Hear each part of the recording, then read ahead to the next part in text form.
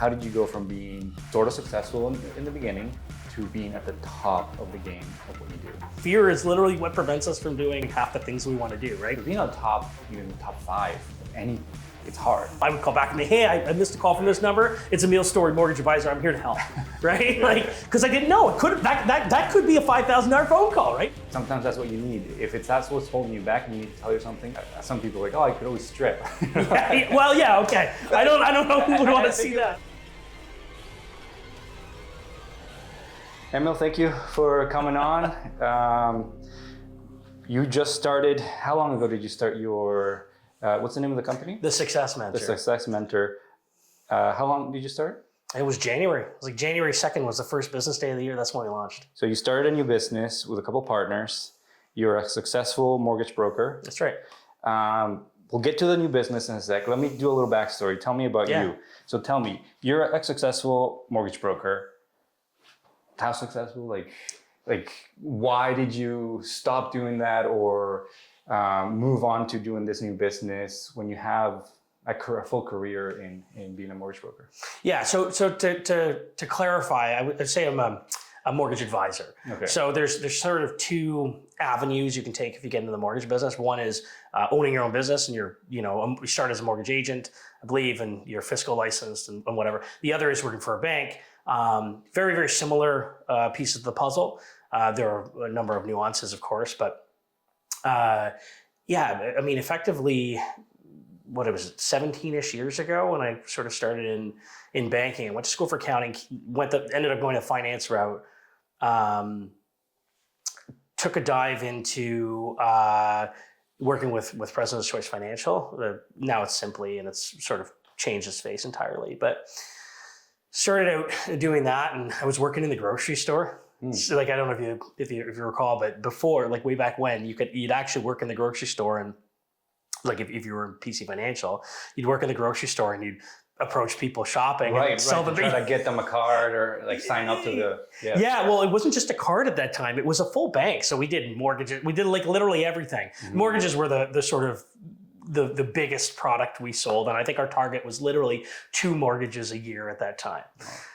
So it was sort of funny, cutting our teeth doing that. Anyway, I guess you could say over a couple of years, I sort of moved through the ranks relatively quickly. Took a couple secondments, and found myself by about year 3, the beginning of year 3, sort of in the banking space, I found myself working in mortgage retention downtown Toronto. So I've sort of always lived in Oakville, Burlington, and my office was at Kingan University. So quick jump on the train, 40 minutes, go to work, get on the train, come home. Right. About 8 months in, they moved my office from Kingan University to Dufferin and Lawrence, which literally doubled my commute, if not more, right? Like now you're train for 45 minutes, you're subway for another 45 minutes, and then about a 15-minute walk. So it literally changed the face of what I was doing. And after a couple of weeks, I would wake up and I'd be like, all right, so like 2-hour commute, go to work for 8 hours, 2 hours more. And I'm like, oh my goodness, like this is just, it sort of became too much. And I was like, I was trying to do everything, trying to read on the train, trying to do everything I could. The best of the commute. Yeah, and just try and control it. But the problem is that I just felt so out of control. So it was literally one day I walked in, and my then boss, Bruno, awesome guy, top shelf individual, walked in. I said, I quit. I can't do this anymore. And he looked at me, he says, come on, pull me into an office. He goes, you can't quit. He goes, let's figure this out. We're going to figure this out. And so at that time, so PC Financial was owned by CIBC. And he had said to me, he said, look, why don't you try the mortgage advisor role? You'll have a lot more control over it. It's 100% commission. So you don't have a salary. At that point in time, I had my job was 60% commission anyway. So you knew the game. Yeah, and I sort of we had just bought a house at the time, our first place, again, this is about 14, 15 years ago now. And I was like, all right, how many mortgages do I have to sell? What's the baseline I have to maintain in order to, and I sort of built a plan around that. And I was like, you know what, this is great. So about 3 weeks later, Bruno let me leave and I jumped in this mortgage advisor role. So again, 100% commission, still had pension and benefits with the bank and whatever. I quickly found out by the end of the first year, I found out like, holy crow, this is literally what I should have been doing for forever. And it's sort of after a couple of years. So I always say for the last decade or so, 12 years, I've been one of the top performers in the country. So a lot of that time I spent at CIBC. They owned PC. I left PC and joined CIBC. And about 3.5 years ago, I left CIBC and joined Scotiabank. Okay. Yeah. What do you think? Because you said like around year 3 is when you made the jump to go 100% commission mortgage advisor. Yeah. What do you think were your biggest, fails or challenges that you saw going 100%, find and eat what you kill type of thing? Yeah, I mean, fear is the biggest thing. Like fear is literally what prevents us from doing, like as humans, it prevents us from doing half the things we want to do, right? We're like just literally, and I should elaborate, I should say fear of failure, right? It's literally fear of failure is what, it prevents us from doing what we want to do, right? So first step was sort of to overcome that. And I think you got to take a systematic approach to overcoming that fear of failure, right? For me, I built a plan. I set goals. I, built a roadmap to how I was going to get to where I wanted to go, and built milestones within said roadmap, so I could kind of see, okay, where am I tracking, right? And I sometimes I don't like to admit this, but also I've worked into a backup plan, okay, right? Because my backup plan, at least mentally, I didn't actually go and have a fail-safe per se. It was totally a 2 feet in situation. But my backup plan in my head, at least, was, well, I can go and apply to another job. Right. Actually, it's funny. I'll to perfect honesty, my backup plan is construction. So Okay. I've never done construction in my life. Well, I can just get into construction. Yeah, I've never done construction in my life, but I thought to myself, I'm like, you know what? Like the construction workers out there who have spent their time cutting their teeth and doing a great job, like they're awesome. It's probably a much more complex job than I'm making it out to be. But in my head, I was like, I could go and just start by doing that, right. Because at that time, like the salary plus commission that I was making wasn't too far off, from that what a construction worker would make, right? So I was like, okay, like worst case scenario, like that was my fallback. So in my head, I was like, I could climb the ranks in the construction business, right? It sounds funny, but it's great because it's that unlock that you needed at least to give you the confidence to go and do it, right? Sometimes that's what you need. If that's what's holding you back and you need to tell yourself something, oh, well, I can always, some people are like, oh, I could always strip. Well, yeah, okay. I don't know who would want to see that. I think it was Channing Tatum that said that, oh, I'm going to try the acting thing. But if it fails, I can always strip for money. Yeah. But if you need something to push you to do that great task or challenge you want to take, pick it, right? But that's great. What do you think were the biggest lessons that are unlocks that you had that you weren't doing before, and you're like, wow, I'm not really growing my business, not getting enough leads, not closing enough leads, or whatever, that you found out and then implemented and then you saw success? Yeah, so like I said, the first thing was overcoming that fear. Right. Once the plan was built, I could kind of springboard off of that. The second piece of the puzzle, and this is sort of the first question anybody asks themselves, I feel like, or should be the first question anybody asks themselves when they decide to take on, say, an entrepreneurial type of role, right? Be it commission-based or your own business. Where am I going to get my clients? Right?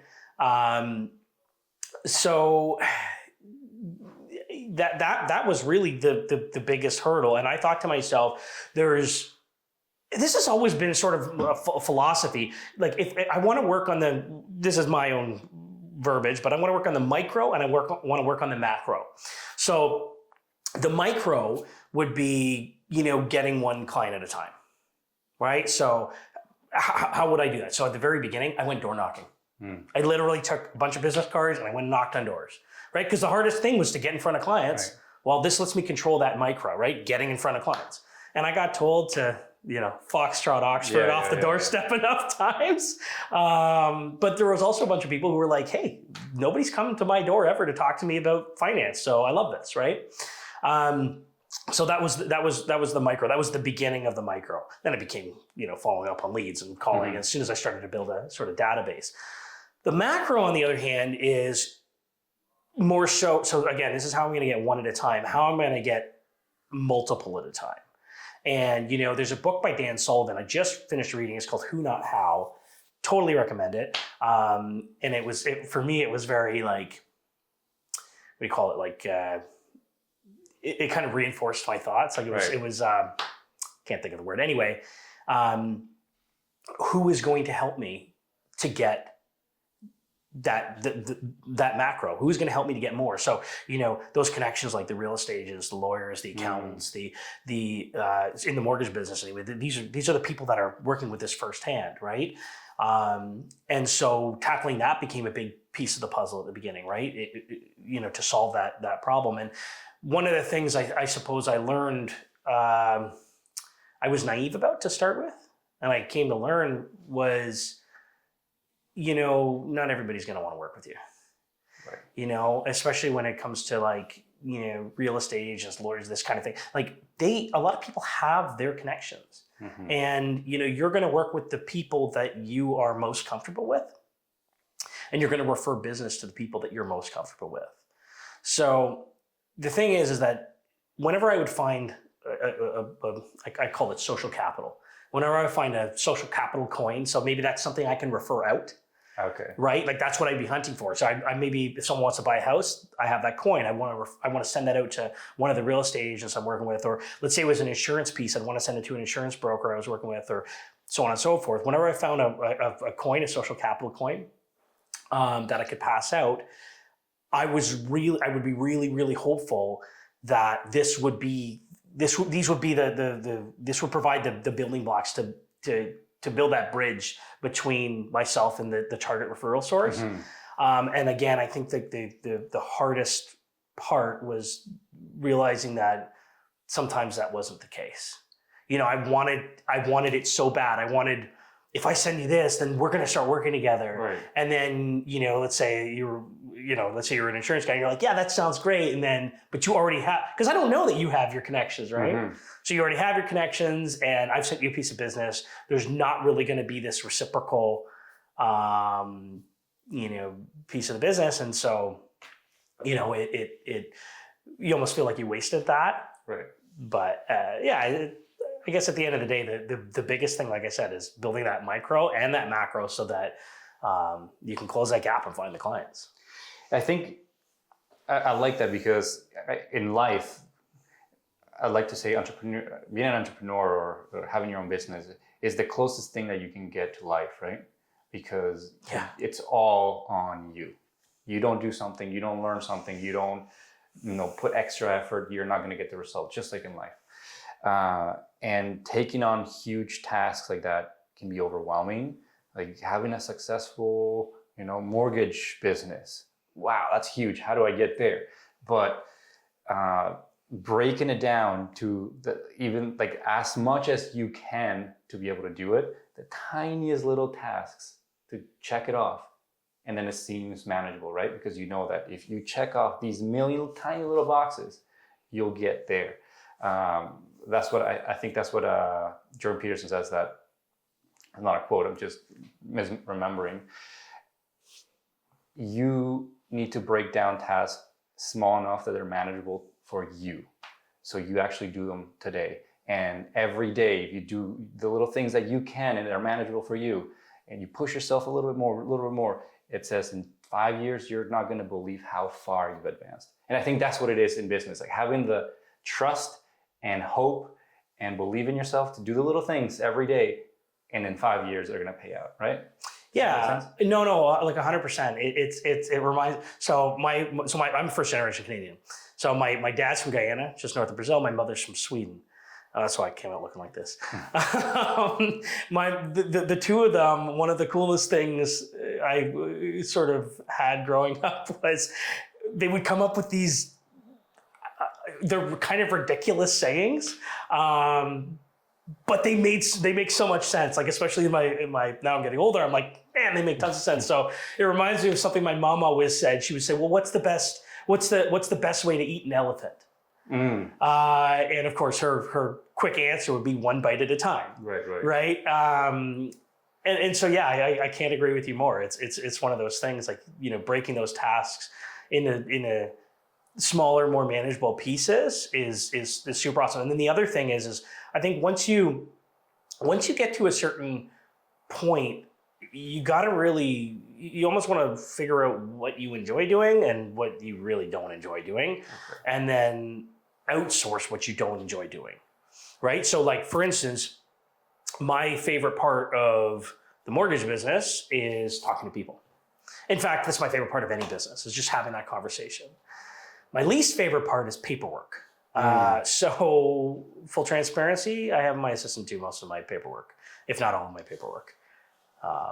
Just because I find it too tedious. It's not right. Obviously I had to do it at the beginning, right? Of course, yeah. But then you get to a certain point where, it's sort of back to that who, not how thought, where it's like, well, if I have somebody else, or if I ask somebody else, or if I get somebody else to do this thing, then how much, mental headspace does that free up over here?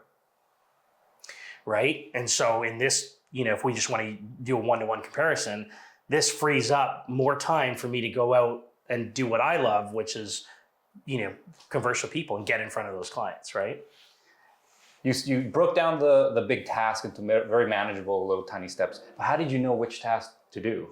Right. Because if you're new, you don't know anything.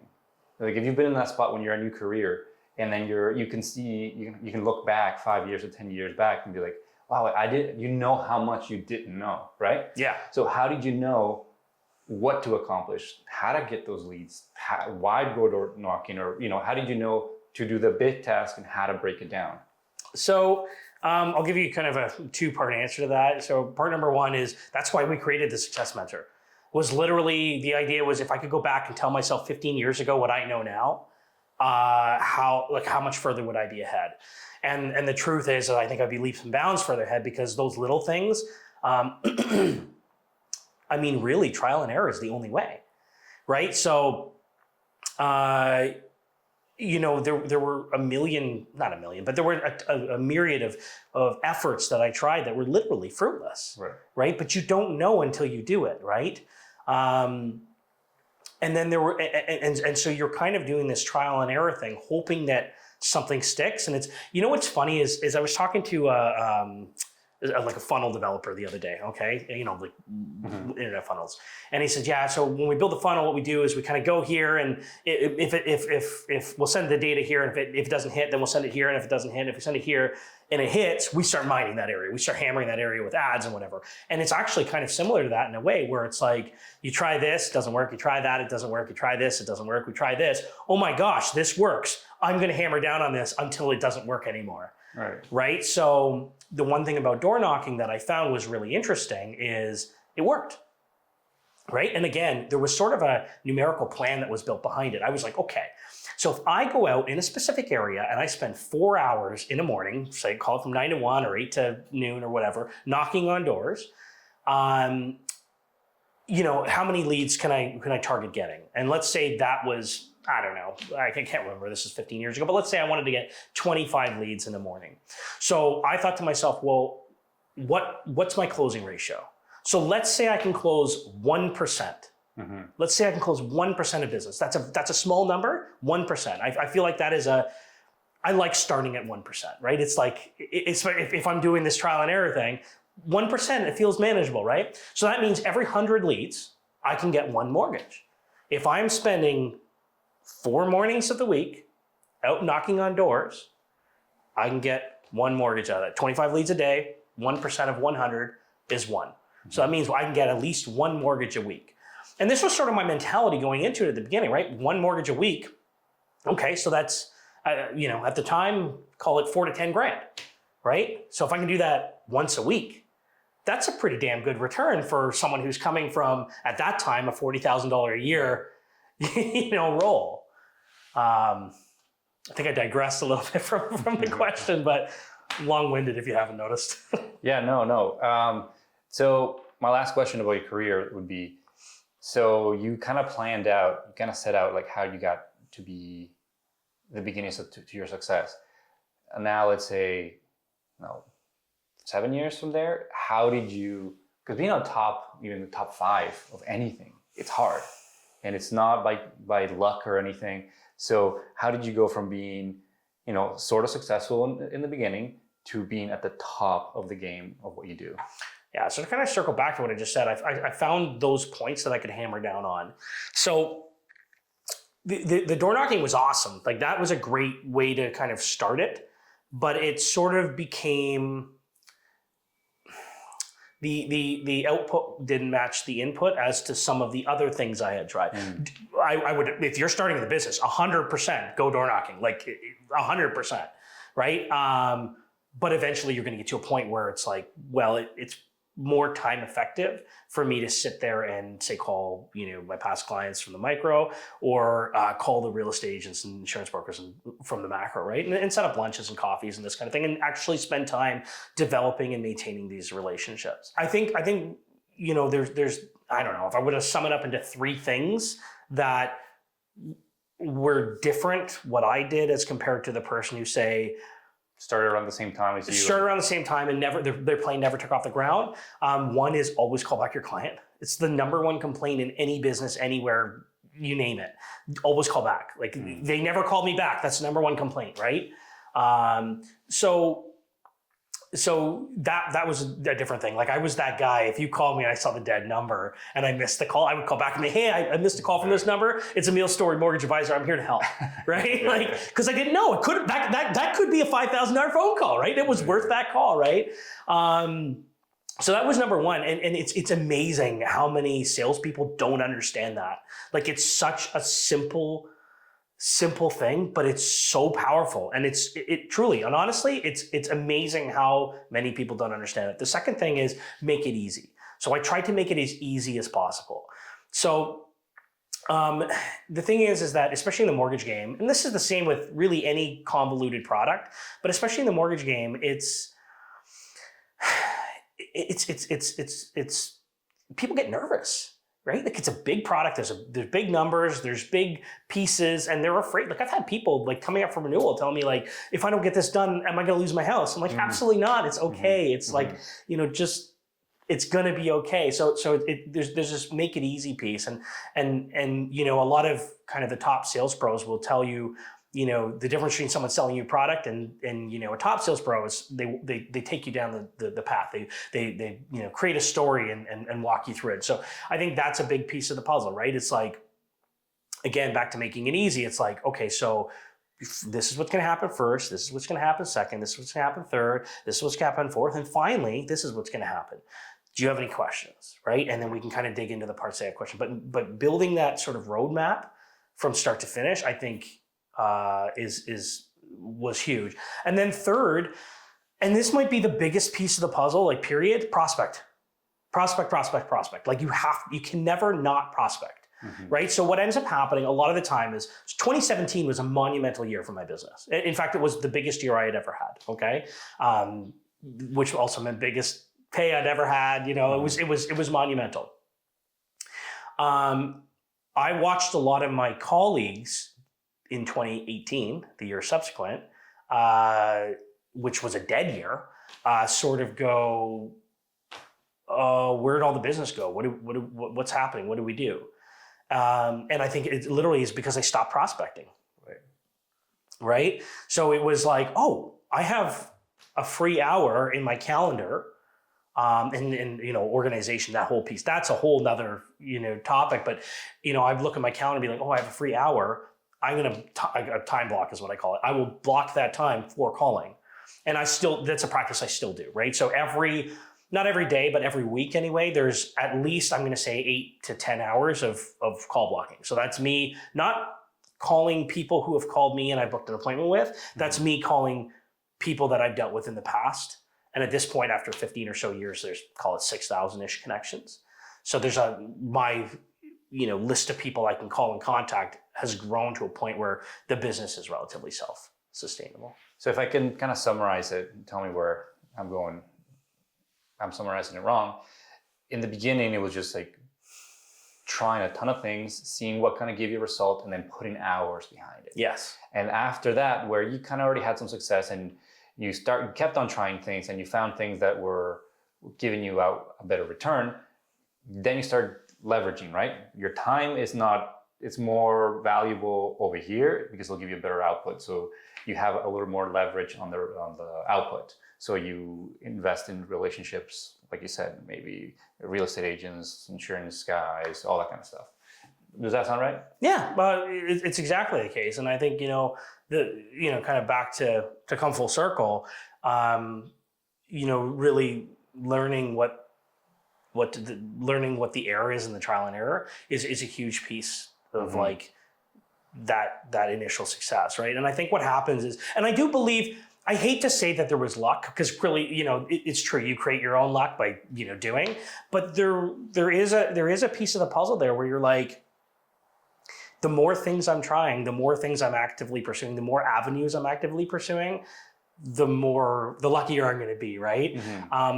But the fact of the matter is that I think for a lot of people getting into this industry or any other sales gig for what it's worth, if there's 100 different things you could try and call it 91 of them are errors, and 9 of them are trials, I guess if you want to use that analogy, people get trapped in those errors a lot. And then that's discouraging. It's like, oh my gosh, this didn't work and that didn't work and this didn't work. And now it's hurting your A, pride, your B, your motivation, your determination, everything is kind of dropping down. So there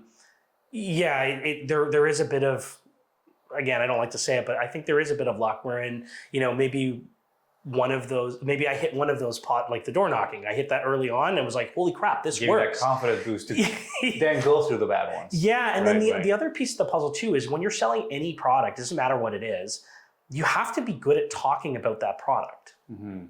Right? Like you have to get comfortable talking about that product. And that's what I mean by good. You don't have to be, it's not like one person is better than the other. It's just one person is more fluent in the language that goes to that product than the other, right? So the thing is that by putting myself in a position, again, with the door knocking, where I was constantly talking about this product, I was able to gain the confidence and learn the language and also like learn the questions that are going to be asked. Right. Right? Like you prepare the next time and you answer it this way. Oh, they didn't like that. Let's answer it this way. Oh, they like that. And then you build yourself up the language that the customers want to hear. This is it exactly. Like it's not, and also it really, we always talk about building your brand. It does do that too, right? Like the way that you decide to carry yourself and the language that you use in the business that you're operating defines your brand as well, right? So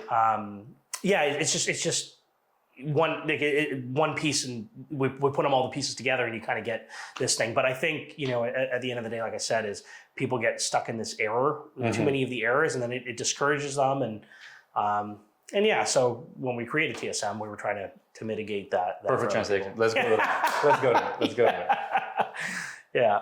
So you started this business. What were the hopes and dreams of it? First, tell me what it does, and then why you got into it. You're in it already in life. You're successful. You know that your time is valuable. Why is this worth it for you? Yeah. So my two co-founders, there's 3 of us, Dave, myself, and Austin. We've always worked as one another's accountability partners. In fact, I met Austin. So he's the executive director with one of the banks. He was, when I met him, he was literally cutting his teeth in a call center, right? And we just clicked like that, right? At that point in time, I think I'm maybe 2 years older than him. I had already started in the mortgage business and whatever. Anyway, and Dave, I met in that mortgage retention center, again, 15-ish years ago, right? So, basically what happened was, so first and foremost, what we do is the crux of our product is one-to-one mentorship. So everything is video call based. Basically, we give our mentees, you get up to 4 video calls with us. They're 50 minutes long, 50 minutes long, so just shy of an hour. We go through a workbook where we start by establishing your goals and what we call the 8 areas of life. So there are 4 active areas and 4 habitual areas. 4 active areas around business, career, finance, professional development, and fitness. And then the 4 habitual goals are around family, friends, recreational, and spiritual. And when we say spiritual, I don't mean like, oh, you got to go to church or whatever. It's anything that feeds your... Which you should. Yeah, church or mosque or synagogue, yeah, definitely. But what we really mean is anything that feeds your spirit, right? So it was interesting. I had a mentee earlier this year who's like, he's like, I don't know what to put. I'm like, just anything. Like, what's the first thing that comes to your mind? He's like, I love having a coffee and seeing the sunrise in the morning. And I'm like, cool, write that down. So we call it habitual because we're not going to focus on it so much, but we want to include it because the fact of the matter is if you have a problem in your personal life, you're crazy if you don't think it's going to affect your professional life. Absolutely. Right? Yeah. Like they are literally correlated, right? So anyway, once a month on Fridays, I can't recall which day he picked during the week, we call it the 25th, but once a month on Fridays, he gets up super early, has his coffee, sees the sunrise, and it's like the simplest little thing, but it literally feeds his spirit and keeps him going. And he gets that time to contemplate, his existence, which was big for him, and this kind of thing. Anyway, so yeah, the crux of the product, or the crux of what we do is one-to-one mentorship. Sure. It's our mainstay, if you want to call it that. How we got into it. So again, we've sort of been one another's accountability partners over the last 15 or so years. But I think where it began was a good friend of mine called me up, call it April last year, and he said, hey, I've got this guy, Michael, and he needs your help. And it wasn't even a thought, TSM, the Success Mentor, wasn't even a thought in my brain at the time, or our brains at the time. And so I said, okay, no problem. So I called up Michael, and most of the stuff we do, especially after COVID, is web-based, right, in the mortgage business. So I had a chat with Michael. He says, hey, can we meet for a coffee? And I'm like, oh man, I don't want to meet for a coffee. Like, let's just do it. Gotta drive, gotta get there. Yeah. And he says, no, I really want to sit down with you. And I'm like, okay, cool, I'll do that. So, excuse me, I ended up sitting down with Mike, and after like a few minutes, I came to learn that he's a mortgage broker himself. Now, this guy was mid-20s, like 25, 26. But as soon as I learned he was a mortgage broker, I'm like, what are we doing here? I don't understand. And he says, well, Mio, my friend, Mio said that you could help me build my business. And I was like, I never thought of that. Right? And I thought, I'm here. He's trapped me. I'm in a coffee meeting now. Like, I'm here now. I mean, I'm not going to, I may as well. I'm like, okay, so he brought out his notepad and we started chatting. And I think I even had like a video call I had to do for 5 minutes during that meeting, which I was like, I have to take this, right? Which is a really interesting piece with TSM because, it's really interesting that, once you sign up for something, once you do all that, it becomes an important piece for you. And also for us, it becomes an important piece for us. So I had a guy recently ask me, he says, well, can't you just do it for free? And I said, I would love to, but then anything's going to be more important to you. Absolutely. And anything's going to be more important to me, right? Like, oh I forgot to buy dog food. I got to run. Sorry, I can't make this meeting, right? Anyway, we spent the better part of 90 minutes, I'm going to say, going through what he was doing with his business and what he had started with. And, basically what he had done. And at that point in time, I think if my memory serves, in 2022, he had written, call it $4-ish million in business. So it sounds like a big number, but it's actually a relatively small number in the mortgage business. So to put things in perspective, your average successful agent will write about $8 to $10 million, maybe 8 to 12 a year. Yeah. So, and he had done 4 in the previous year. Again, he's a young guy, just cutting his teeth, just getting into it.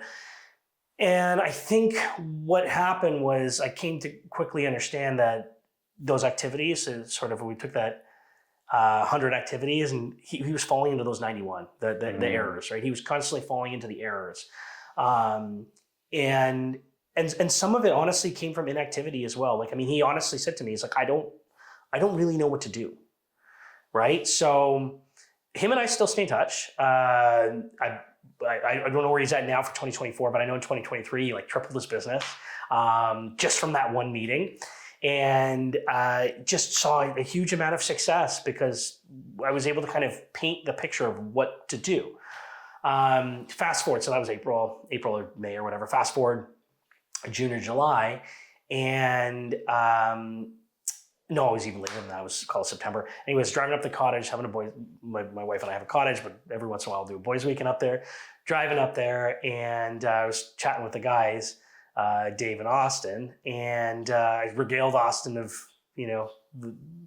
what happened with Mike, and Austin goes, "I'm in," and I'm like, "In for what?" I don't know. And he's like, "Well, listen, we have been one another's accountability partners for our entire careers." He's like, "Why don't we?" And we've sort of used the same framework in a different way. Like we have our own kind of ads and takeaways from it. And he said, "Why don't we sit down and chat about this?" And so what we did was kind of brought our notes together and built the framework that we use now. And it's sort of an amalgam of, if you picture a Venn diagram, it's all of our parts it's the middle of all of our parts. So and that's sort of why we came up with this very holistic way to look at success, right? Mm-hmm. And then we threw some money at getting set up with a website and doing some designs and getting social media set up, and we had huge help. Back to the who not how type thing. We had huge help from a close friend of mine, Nixon. He owns a company called the BLC Group of Consultants. They are accountants and stuff. He's an accountant. He's got an accounting background among other backgrounds, but had huge influence on sort of how we were building things. And then January 2nd we launched, and it was like we were kind of like, well, if nothing happens, like maybe this isn't a service somebody needs. Maybe this won't work, right? Mm-hmm. But again, we were like that trial and error pace. We just have to see. So we launched on January 2nd. By the 3rd, we had like 25 DMs, which we thought was a pretty big deal because like, holy crap, people actually want this, right? And then I think it was by the 8th or 9th of January that we had signed on our first mentee, and we were like, holy crow, like this has got wheels. And so again, that was about 10 months ago, and now we're at a point where we have proof of concept, right? So we got to a point where it's like, okay, people really benefit from what we're doing. We're really able to help. So that was sort of the vision at the beginning too. You asked that question. That was sort of the vision at the beginning was why, like what's in it for us, so to speak.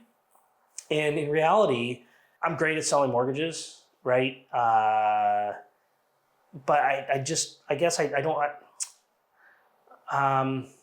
sorry, I feel sheepish saying this, but I just want to help people, right? Like I actually want to help. Like that's one of our slogans is we're here to help. There's a reason for that. It's the truth. Like I want to be able to help people get to where they need to go.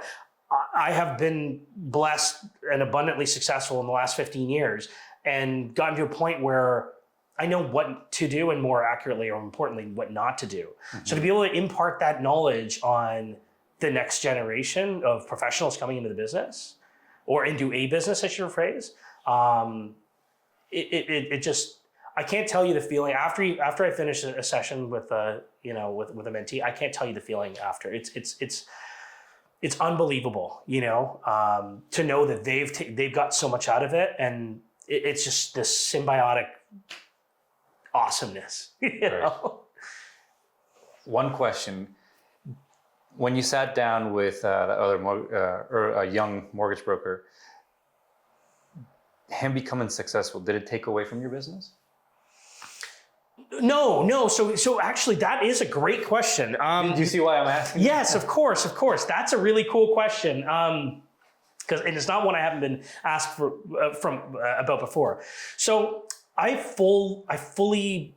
so to put things in perspective, there are guys that do, like I said, I'm abundantly successful in the mortgage game. There are guys that do 4 times the volume than I do, right? So if I were going to write $100 million in a year or $80 million or $105 million in a year, there are guys that write $400 million in a year.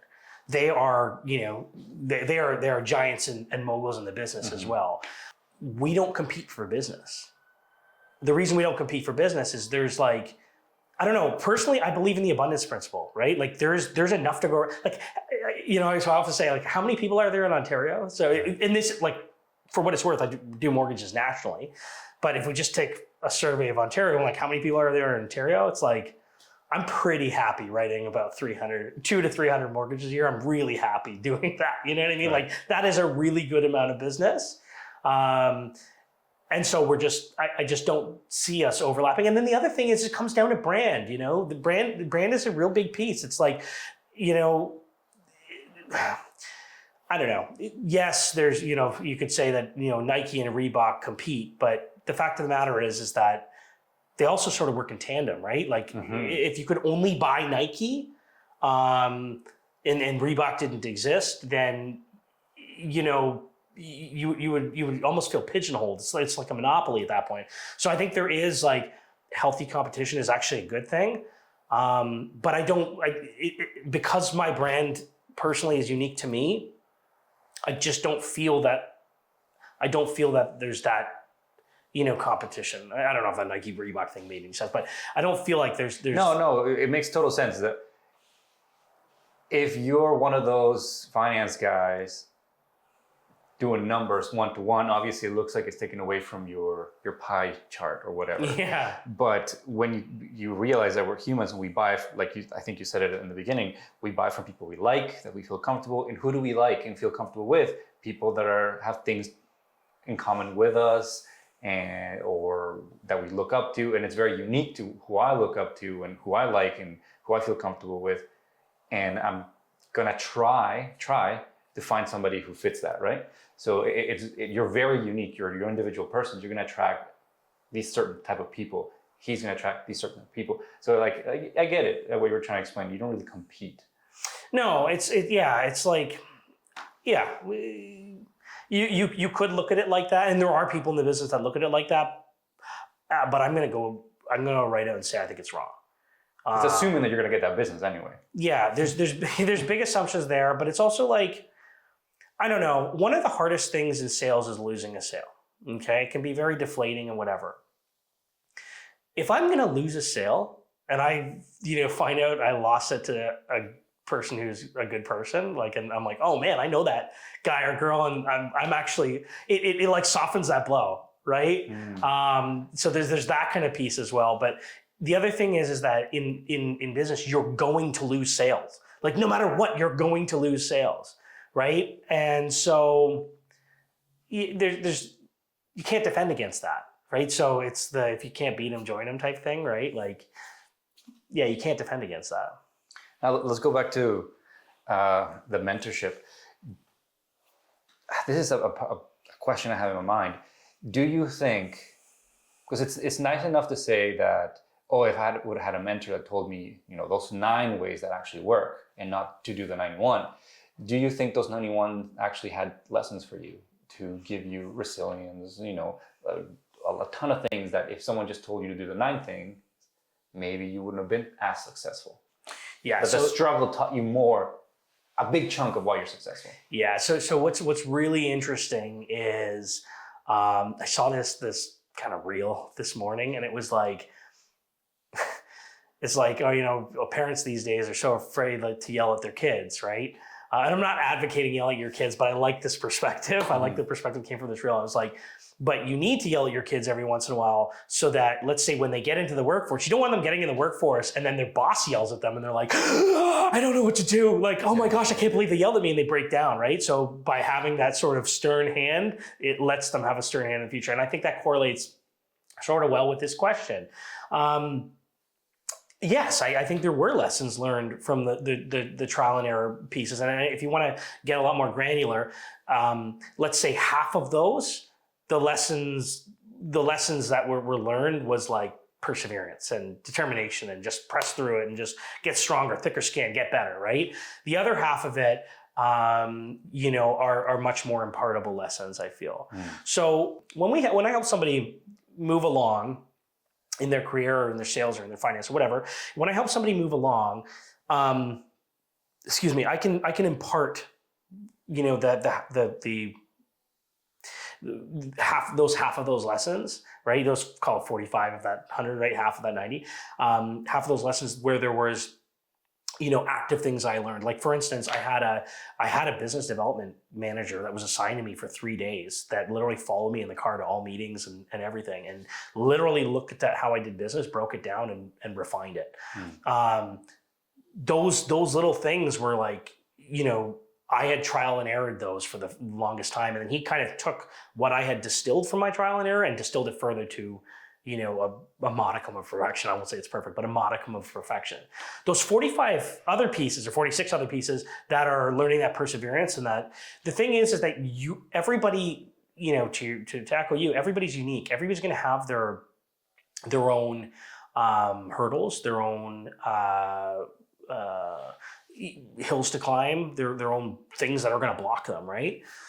So I guess in my mind, you don't have to learn those you're going to learn those from other avenues anyway. Okay. Right? You don't necessarily have to learn them by, getting told to get off my doorstep 5 times because you knocked on 5 doors, right? Although, like I said, I go back to the original. I'm just saying, door knocking is awesome, but you don't have to learn it that way. You might learn it from like a conversation with your parents, or you might learn it by a conversation with a clerk at Canadian Tire, right? Like there's a multitude of different ways where you can sort of learn those same things. I think at the end of the day, the guiding hand, or the hand of the small in the back pushing you forward, which is the success mentor. I think that the beauty of that is to help create the momentum, of success, right? So you're still going to learn all these things, right? Because here's the thing is, in reality, you're not going to be in our Mentorship 1 program for life, right? You're just not. I think after a certain period of time, it's like, and it's such a bittersweet thing to have, go through this with somebody, help them out, and then like, I think I got this, right? Like there was a guy this year who said to me, he's like, that's literally after, it was 4 months, he said to me, he's like, I think I got this now. I think I want to try it on my own. And I'm like, we go back to the fail safe, right? The idea of the fail safe I was saying with my business, he's like, worst case, like I can call you back and we could try you can help me out again. I'm like 100%, I'm always here. And it was this bittersweet because like in my head, in my heart, I'm like, I'm so proud, I'm so happy. And for what it's worth, he also is just kicking ass in business, right? I think he's tripled his sales numbers as well. So just kicking ass in business. But it's one of those things now that his plane is in the air. Think about it like this, right? Like, and I'm going to use that analogy, the plane in the air. So if a giant rock hits the plane, it can put the plane back down to the ground, right? Like let's say boulder hits the plane can go back down the ground and you haven't made it anywhere. So you've tried to do these things, you've hit a bunch of errors, using that analogy. Your plane was up and it goes back down. If we get your plane up in the air first, right? First off, those big boulders that might have taken you down, then maybe they're too low in the air. Second off, maybe the things that hit you have a more maneuverable plane.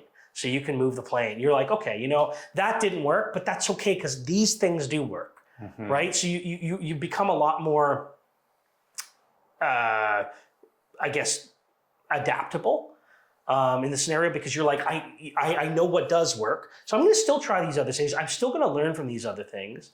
And that's the thing too is, if I'm like, hey, you know what, this might work. Try this, try door knocking. Maybe Alex, you can't door knock. Right? Like maybe that could be one of the bad things for me. Yeah, 100%. You're like, right? But then in the same vein, you go out there and you door knock and you've just learned you can't door knock. What have you gained from it? Right? And you've probably gained, again, we go back to that, a little bit of the language, a little bit of the questions. What kind of questions are going to come up. And so there were still big learning pieces from it, right? So again, as normal, a long-winded way to answer your question. But no, it's great. So, you can hear how passionate you are about helping other people. And do you see who do you think the success mentor helps the most? Or like, who's the person that could be watching this and be like, oh, that's me. I could really help that person. Yeah. So what was really interesting is when we launched, we're like, you know what, our target market defined itself, right? It's guys like Mike who are in their mid-20s, call it 22 to 30. They've just finished university. They're trying to cut their teeth. They're trying to find their way into business. It wasn't long after that our target market started sort of defining us, so rather than vice versa, right? So we were like, okay, we're getting like people older than us, people in their mid-40s, people who, make hundreds of thousands of dollars a year, like coming through. We've got new immigrants coming through, and we started to kind of plot these points on a map and go, okay, what's the common denominator, right? Because there has to be common denominator, right? Well, the only kind of common denominator that we could sort of distill out of it was people that were lost. Right? So where we thought, we're like, okay, we're going to help these young professionals, and then we have, mid-market professionals, we have, people making a ton of money and being super successful in their business, but feeling lost, feeling like they don't have a handle on anything, right? And so yeah, that sort of became the not the target market, but in a way became the target market. I think the big thing, I think a lot of, maybe they're outliers, right? But realistically, if you're a new young professional, that is originally who we set out to help. Right. And I do believe that, the old saying, you can't teach an old dog new tricks. There's a certain like truth to that, right? Like, I feel like as we get older, we get a little more stuck in our ways, and we try to be malleable. I try and be like, okay, I'm going to adapt, and I want to be, I want to, learn as much as possible. But there are certain routines that get built into, my everyday that are harder to change, right? Mm-hmm. So, I think that young professional probably has the most to gain out of it. But that's not to discount everybody else. I just think that, I should say them and new immigrants. New immigrants have a huge amount. Like there's just, right? Like we've had so many people, new immigrants come and be like, hey, so I don't want to join Mentorship 1 program, but instead, why don't I pay you a couple $1,000s for you to get me hired at a job? Get an in on the professionals. So professionals on the market to know the market. Yeah, I see how that would work. Yeah. Well, but here's the thing: is that not to get an in on the professionals, not to get an in on the market. Sorry, to get a job. I'll pay you $2,000 if you get me hired by Scotiabank, and it's like, okay, so. The first thing you should probably learn, save, all the stuff you need for citizenship and stuff, is bribery is not cool in Canada, right? Like that's not cool. We don't do that. Nobody looks at it like that. So it's more so, so oftentimes for us, we're like, it's more so, why don't you go through our program? We'll, Getting hired is one of the goals. Yeah, getting hired was one of the goals, exactly. What we're going to do is we're going to get to know you and what you're actually all about. Because quite frankly, when we go through these 8 years of life, you get a good idea of the person you're talking to, right? Like the person you're working with. And then it makes it very easy to make a referral. Mm-hmm. We've partnered with HR firms and talent acquisition firms as well. So, to help people get to that next level, it's a natural transition. I can't tell you how many people send us their resumes a week, right? And it's a natural transition to get them off. I just don't need a check coming along with that resume, right? That's like, again, bribery's not cool in Canada, right? So what do they call it? Tide selling? yeah, in the banking world? Yeah, exactly. Yeah. No, that's something that stuck in my mind from what you were saying before about when you're mentoring somebody and getting their, like a couple wins in the beginning, right? To get them going, get the confidence up. Yeah. It's very similar to when you're building out a service. If you were planning out a service for whatever,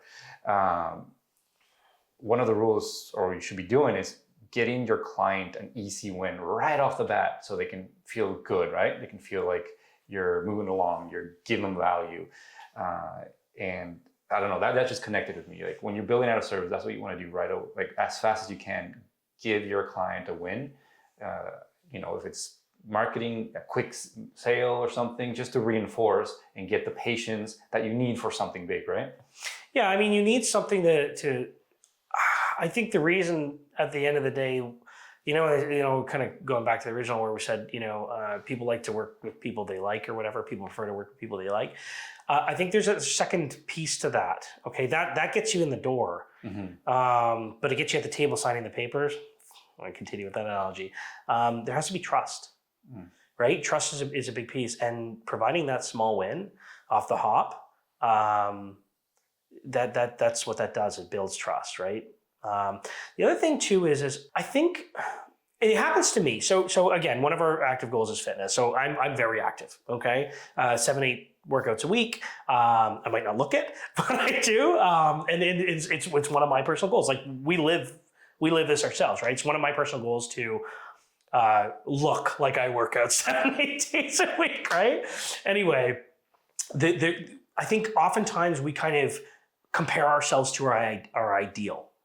Right? So it's like, okay, so for this year, I want to lose 30 pounds. Let's just say for argument's sake, I want to lose 30 pounds. And you get around to October and you're like, man, I only lost 15 pounds this year.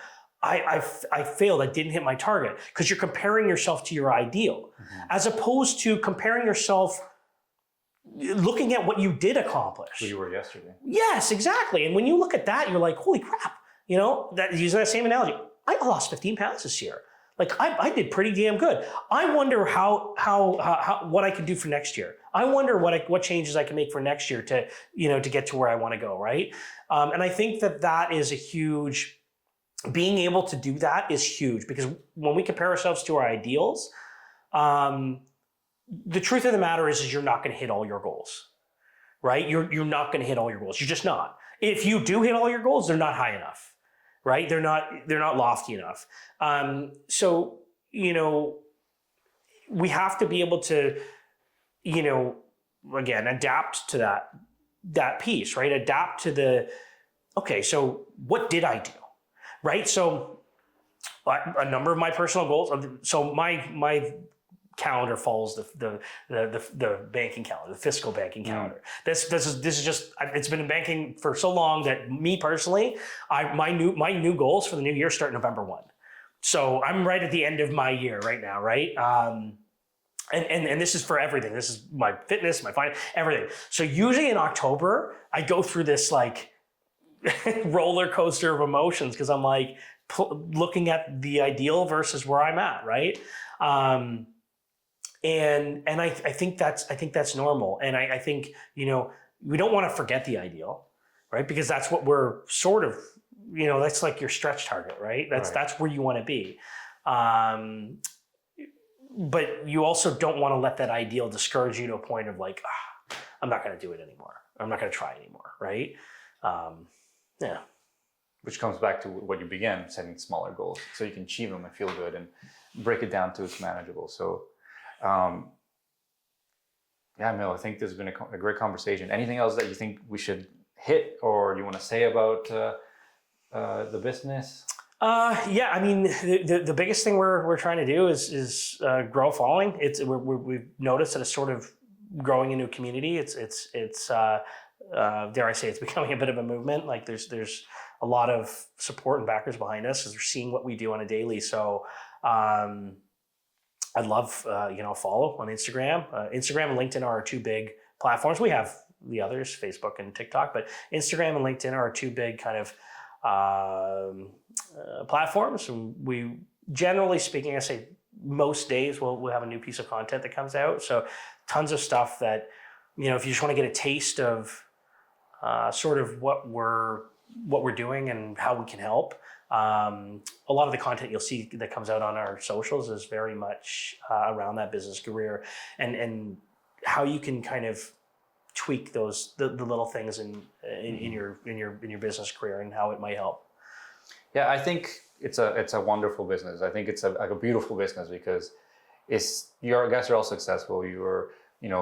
We've listened to you, so we know that your heart's in the right place. But at the same time, even if, let's just say, the cost, like thinking of the cost of the monthly cost is just for the payback, not even just financially of what would happen in your business, just like in your life, I think there's just not comparison, you know, because you could be charging $10,000 a month. So what's really interesting, and we sort of again learned this over the last, call it 6 months, is a lot of the times most people for a lot of businesses have a professional development budget. So the company will actually pay for our service. In the case that, you know, you're a sales professional like, and you don't have a professional development budget, I mean, realistically, first off, we're a professional development business, so it's tax deductible. Second off, if I can help you get one more sale, like it literally will pay for, quite frankly, likely months. You know, if you're in the mortgage game, definitely. If you're in the real estate game, really definitely. Yeah. No, so yeah, I think it's a great business that you guys are doing. My hats off to you guys. So thanks, Alex. Thank you for taking the time, and we'll stop it here. Awesome.